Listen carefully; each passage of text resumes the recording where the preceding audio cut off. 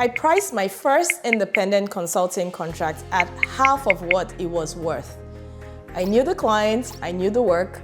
I had done versions of it inside my previous roles for years. And when the moment came to put a number on my services, I picked a rate that was just slightly above my old salary divided by number of working days. I felt good about it. I told myself I was being competitive. I told myself I needed to be cautious because I was new at this. I told myself a lot of things. What I had actually done was setting a ceiling on every rate increase I would negotiate with that client for the next few years. Because here's the truth nobody warns you about. Clients will accept 15% annual rate increases. They will not accept 50% corrections. The first rate is not a starting point. It is the anchor. I'm Kes Edafiogo, and this is Career Leverage.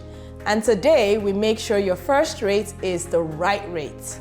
Welcome back. We have done strategy, we have done the math, we have done the legal structure. Today, we're getting to pricing, the single most important commercial decision you make as an independent consultant. 3 things we're going to cover. 1, how to actually calculate your rate from the bottom up and the top down. 2, the 3 main billing structures and when to use each of them. Time and material, fixed fee, and retainer. 3, how to negotiate the rate when the client pushes back, which they will every time. So let's get into it. There are 2 ways to figure out your rates, and you should do both because they answer different questions. Method 1 is bottom up. You take your target personal income, you add your business overhead, your retirement contribution, your benefits replacements, your buffer, and you arrive at a target gross revenue number. You divide that by your realistic billable days. That gives you the rates to charge to hit your goals. Let's do the math quickly. Target personal income of $120,000 take home in Ontario. That requires roughly $170,000 of personal salary or salary plus dividends mixed gross. You add the corporate tax of roughly $20,000 on that, and you need around $190,000 of net active business income. You add the $15,000 of business expenses, retirement contribution of another $15,000. Your target gross revenue is now around $220,000. You divide that by 200 billable days. Your bottom-up rate is $1,100 a day. Method 2 is top-down. You research the market and you ask what are senior independents in your role and your geographical area actually charging for. You can get this from your network. You phone 3 former colleagues who went independent and asked directly, from staffing agency rate cards, which are public-ish if you ask, from the federal government's published standing offer ceilings, which are useful proxies, and from LinkedIn if you watch closely. In Canadian financial services and the government, the senior independent consultant market in 2026, let's say for a senior business analyst, $900 to $1,200 a day.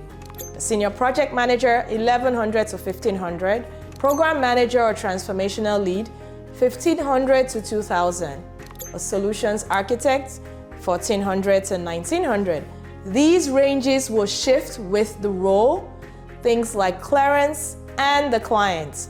Direct rates are higher than rates through staffing firms because the staffing firm will take their cuts. Your bottom-up number tells you what you need. Your top-down number tells you what the market pays. If your bottom-up number is higher than the market, you need to either expand your services beyond pure day rate work, take more billable days, or wait until you have a stronger market position. If your bottom-up number is lower than the market, and this is the most common case for senior independents, charge the market rate. Do not undercharge yourself just because your bottom-up number would be satisfied with less. Once you have a rate, you have to decide how you bill it. There are 3 main structures and they're not interchangeable. So the first is time and material. You bill for hours or days actually worked, typically at a starting rate with no cap or with a not to exceed cap. This is the dominant structure within most Canadian financial services and government contracting. It is the structure most prime vendors operate under. It is operationally simple, You submit a timesheet, you invoice, you get paid. The downside is that your revenue is purely a function of hours, so there's no leverage. Use T&M for long-running engagements where the scope is unclear at the onset. Quick pause. Everything we're covering in the show is the free version of a much bigger map. The Executive Edge course is that full map, from positioning and pricing to landing your first paying client here in Canada. If you're serious about making the jump, the link is in the description. Let's get back to it. You quote a single price for a defined deliverable, regardless of how long it takes. A current state assessment for $30,000, a vendor selections facilitation for $45,000, a roadmap document for $60,000. The upside in all of this is leverage. If you can deliver in 12 days what was scoped to 30, you've effectively tripled your day rates. The downside to this is risk. If the scope creeps or you misestimate it, you will eat the difference. So use fixed fee for well-defined deliverables. Work where you have a methodology you can deliver repeatably.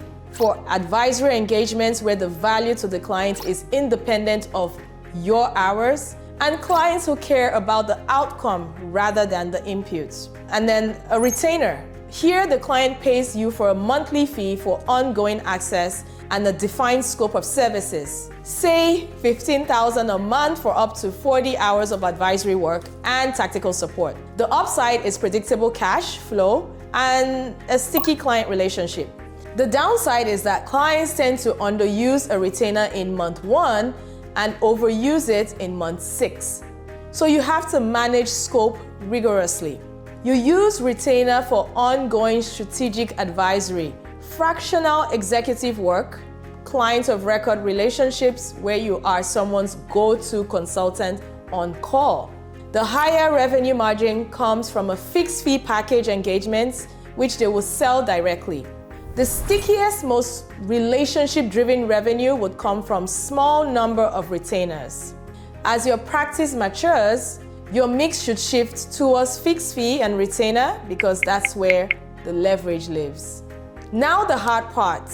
You have your rates. You quote it, the client comes back and asks for a discount.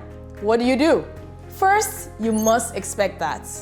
Every senior commercial negotiation includes a rate test. The client is not necessarily trying to lowball you, they are just doing their job. Your reaction to the test is what they're actually measuring.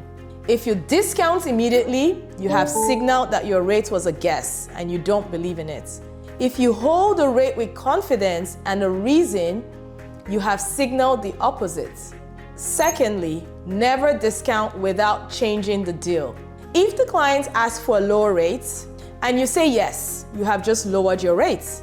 If the client asks for a lower rate and you say, I can do that for the first 90 days with a step up after we both confirm fit, you have changed the deal. If the client says we have a budget ceiling at this number and you say I can hit that number if we narrow the scope from, say, 5 work streams to 3 work streams, you have changed the deal. Every discount must come with a corresponding change in scope, term, and commitment. Otherwise, you are training your client to negotiate harder next time. Thirdly, you must anchor before they do. Whenever possible, you state the rate first. Once you've said $1,100 a day, the negotiation happens around that number. If you let the client open with, our budget is $800 a day, the negotiation happens around $800 a day. Whoever names the number first owns the anchor. Be the one who names it first. Fourth, have a walkaway number. Before you go into any negotiation, decide privately what your minimum acceptable rate is for that specific engagement. Maybe it's 10% below your standard rate for a particular interesting client or a high strategic engagement. Maybe it's your standard rate, full stop. But you know the number going in, the number is not negotiable in real time. Because in real time, you are emotional. You want the contract and you will rationalize things. Fifth, on annual rate increases. Once you are in a multi-year relationship, push for rate increases annually, around 3 to 5% per minimum. At a minimum, 10 to 15% if your scope expands. Most consultants leave rate increase on the table because they're afraid to ask. The client actually expects you to ask. If you don't ask, you're quietly accepting a real term pay cut every year, as inflation will erode your buying power. Your rate is the most leveraged decision you make in this business, and your first rate sets the ceiling for everything that follows. So spend more time on it than you think you need to. Calculate it bottom up, validate it top down, pick the rate that the market supports, not the rate that feels safe. Defend it in a negotiation, increase it every year. And remember, pricing is a skill. The first negotiation will be awkward, the 10th will be smoother, the 50th will be effortless. The only way to get to the 50th is to push through the first 10 without flinching. In this show, I've included a rate setting worksheet that walks you through the bottom-up and top-down calculations with editable inputs. Use it before your next negotiation. And if you're sitting on a contract right now and you don't know what rates to put forward, send me a message on LinkedIn with things like the role, the client type, and expected duration, and I'll tell you a defensible range. No charge, no sales pitch, just the data. Next episode is the one most senior professionals are more anxious about. How do you actually land your first contract? And where does it come from? And how do you have that conversation with your existing network without sounding desperate? That's in episode 5. As always, I am Kes Edafiogo, and this has been Career Leverage.